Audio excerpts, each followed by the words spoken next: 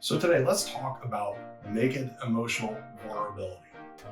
Some of you might be a little confused when we mention that naked part, but let me explain what I mean by this. When we talk about naked emotional vulnerability, there's a reason why I like using that word naked. Think about it. If you have to give a presentation, and let's say you walk into this auditorium, and there is tons of people, hundreds, thousands of people in this auditorium. You walk in to give this speech, and all of a sudden you look down and you are completely naked. How would you feel? Some people, oddly, would feel okay with it.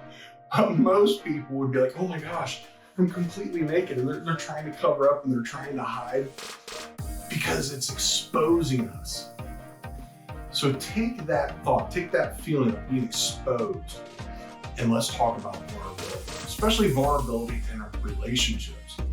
When we talk about vulnerability in relationships, naked emotional vulnerability is one of the most dangerous and hardest things to deal with. Here's why.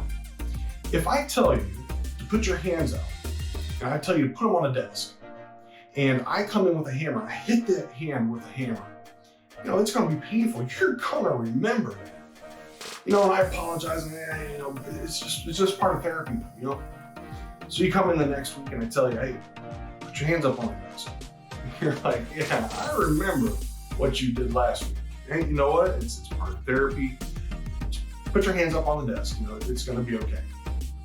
You put your hands up on the desk, I take a hammer and I whack, hit your hand again.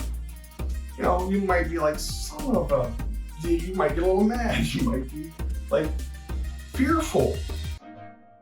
So the next time I tell you just put your hands up on the desk, you're gonna be like, hell no, I ain't putting my hands up on the desk. I know what you're gonna do when I put my hands up on the desk. You're gonna hit me with that damn hammer and it's gonna hurt. I don't like that. See, we remember that. But the problem is we go on to another relationship and something reminds us of when we put our hands up on the desk. And when we do that, we get protected. Oh no, I remember what happened last time. That's not gonna happen this time. Hell no, I ain't gonna let that happen. See, when we do that and we talk about vulnerability, what's happening is we are now starting to build up walls. We're starting to build up on this foundation of past hurt, and we're building up these walls.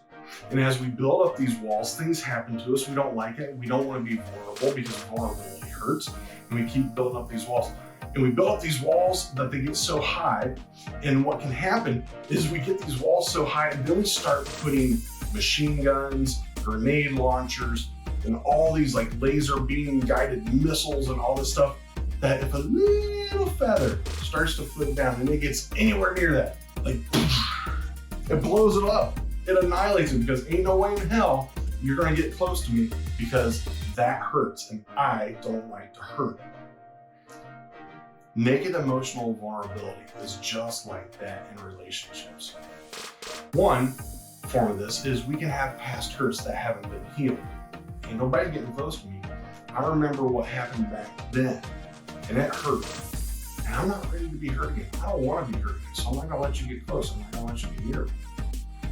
The other type of naked emotional vulnerability is being in relationships where it's not me as a therapist that's hitting your hand, but it's your partner that's going out and doing things that keep hitting your hand, and they keep hitting your hand, and they keep hitting your hand, and they keep hitting your hand. Maybe you're expressing to them that this hurts, but they keep hitting your hand. Maybe you can't express that, but they keep hitting your hand. And what happens is these walls grow. All this artillery comes out. Something comes down. No way in hell am I gonna let that happen. We see this in relationships all the time. Naked emotional vulnerability is one of the most important things to protect in our relationship. And it is one of the most abused things we see in relationships.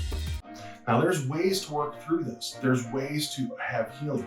There's ways to break down this arsenal, to start breaking down these walls, to rebuild a new foundation.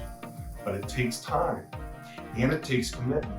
When we're talking about relationships, it takes commitment of both people to look at self and to identify, what am I doing? What am I bringing to the relationship that impacts that negative emotional vulnerability of the other person?